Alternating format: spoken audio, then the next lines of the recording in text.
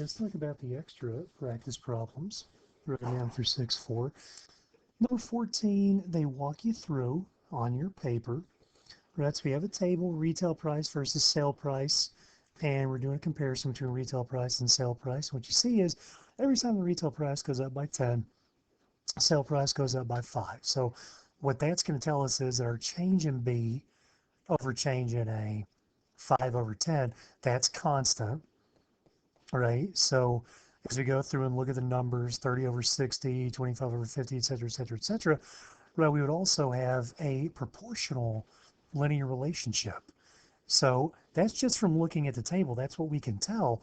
Now we go up and we see, what do we actually need to find right there? Well, 14 and 15 determine whether the relationship is linear. If so, find a constant rate of change. All right, we already determined it from looking at it. It is linear, and a constant rate of change is 1/2. All right, constant 1/2. Right, so we're talking about 1/2. What does that mean? So the sale price is related to the retail price because every time the retail price jumps up by $1, then the sale price is going to increase by 50 cents. All right, so that's a relationship. Now, we take that into number 15. All right, so we have a total number of customers helped at a jewelry store, and they give us time in hours. They give us nice 1, 2, 3, 4. Then we get 12, 24, 36. Oh, man, 36 and 60. We were so close, guys. Look at this. So from 1 to 2. So plus 1, plus 1, plus 1, 12 to 24, 24 to 36. All right, I'm done. Right, pack up, go home. Not quite there, fellas, because 36 to 60 is 24, which makes this 12, 12. And so that is not a constant rate of change. So explain the reasoning, because we go from 12 to 12 to 24. 24 is different than 12. So you look at 16 now. Determine whether a proportional relationship exists between the two quantities at exercise 14. Explain your reasoning. So does proportional relationship exist? Well, we talked about delta B over delta A. So change in B over change in A, right? We say we're going up 5 over 10, or 1/2. Now what about these specific values, right? So we're looking at 5 to 10, 10 to 20, 15 to 30, 20 to 40, 25 to 50, 30 to 60. Every single one of those things simplifies to 1/2. So do we have a proportional linear relationship? C. You betcha, fellas, we do indeed. All right, what about 17, 18, 19? Well, here's a big hint for us to help us feel successful. Find the constant rate of change.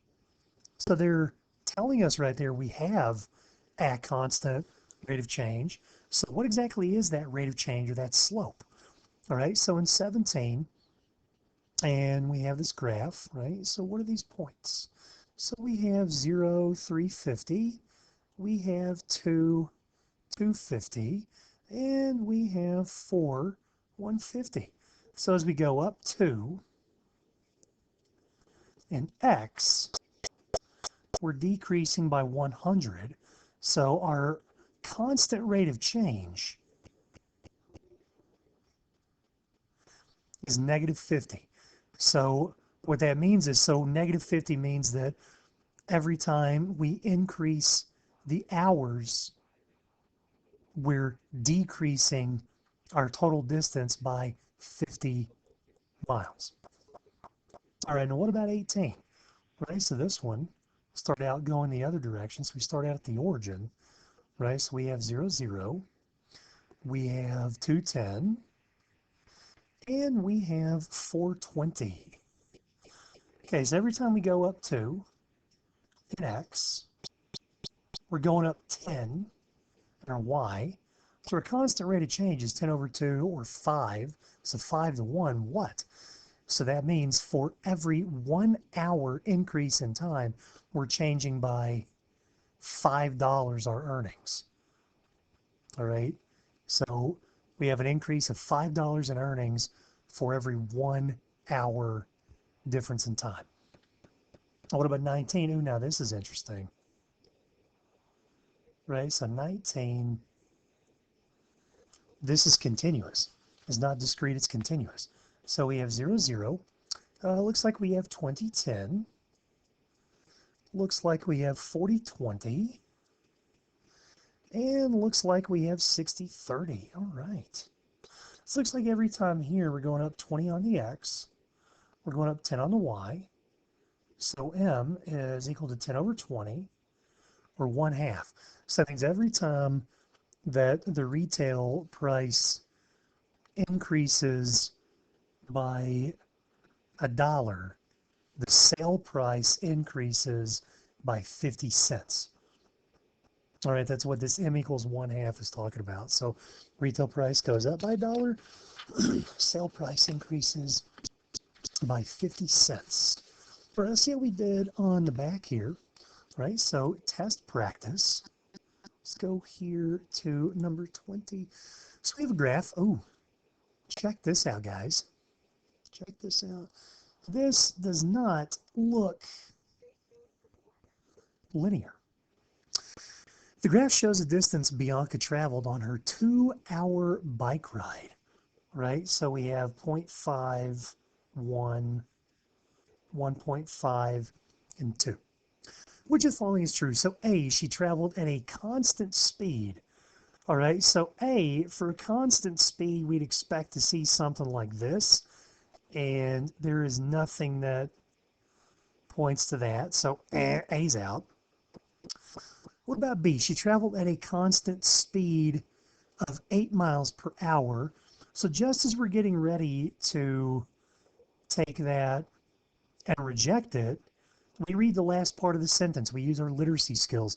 8 miles per hour for the last hour, All right, so now we're taking a look at 1 to 2, and we go from 12 to 16. So from 12 to 16 is only a jump of 4, not 8. So that's out. What about answer choice C? She traveled a constant speed of 4 miles an hour for the last hour. Well, as we just saw,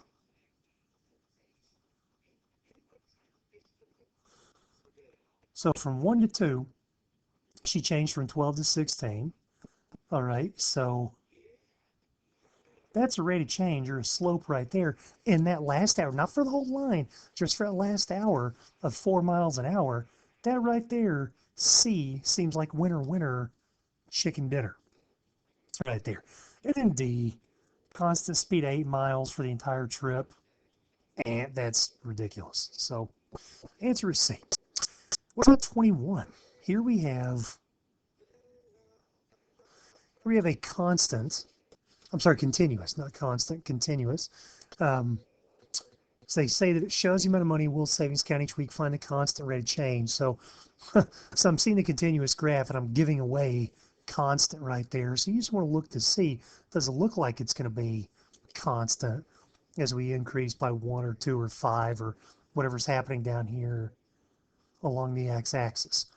All right, so here it certainly looks like it's going to be constant. It looks like it's about, looks like it starts out about 0.25, right? It looks like it goes up to 140, right? So it looks like 255, looks like 370.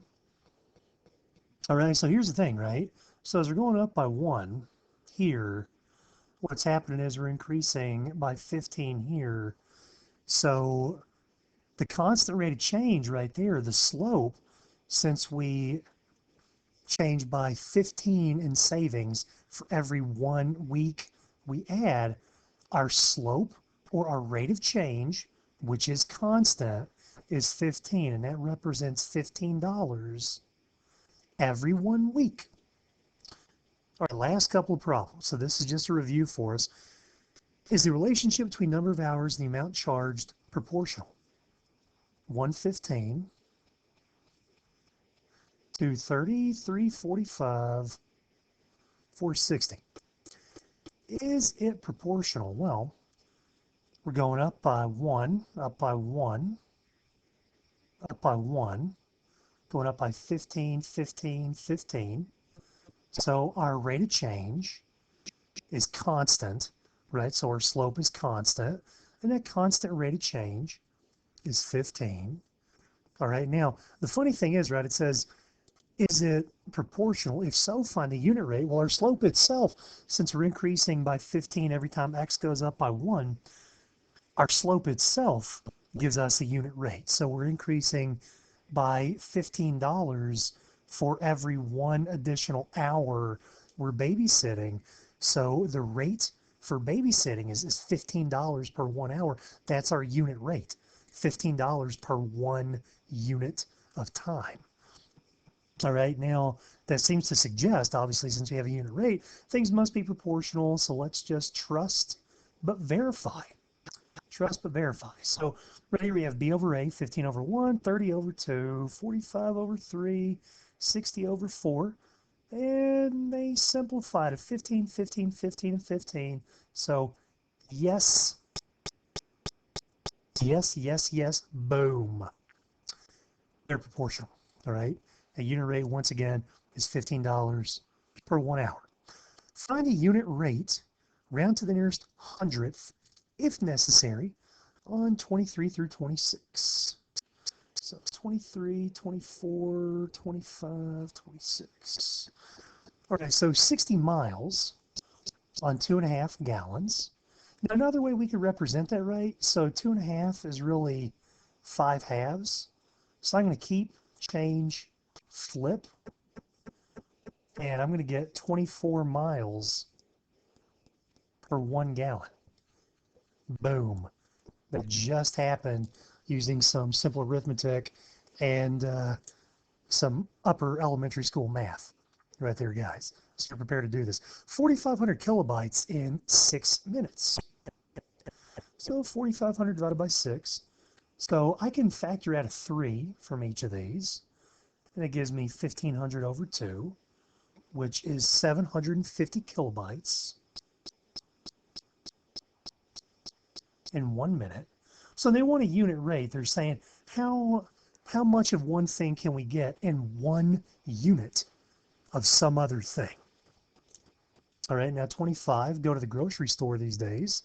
Maybe you'll find a deal like this. So 10 red peppers for $5.50, right? So the $5.50 is dependent on the number of peppers we get.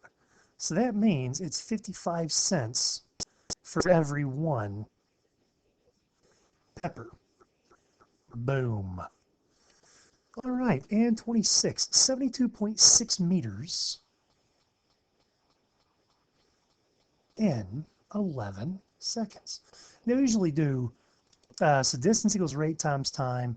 Time is distance divided by rate. Rate is distance divided by time. So if we're looking for a rate here, so we're really going to need our distance over our time, right? So 11 goes into 72, 6 times, 66.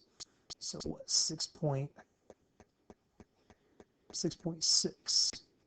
So 66 and then 6.6, there we go. So 6.6 meters per second. No, come on, don't do that. There we go, right there. 6.6 meters per second. All right, guys, so I'm going to come back and do another video for us. It's going to be for Inquiry Lab Graphing Technology Rate of Change, but this is it for 6.4. Take a look at these videos next couple days, and we'll talk about 6.4 in our live stream on Wednesday.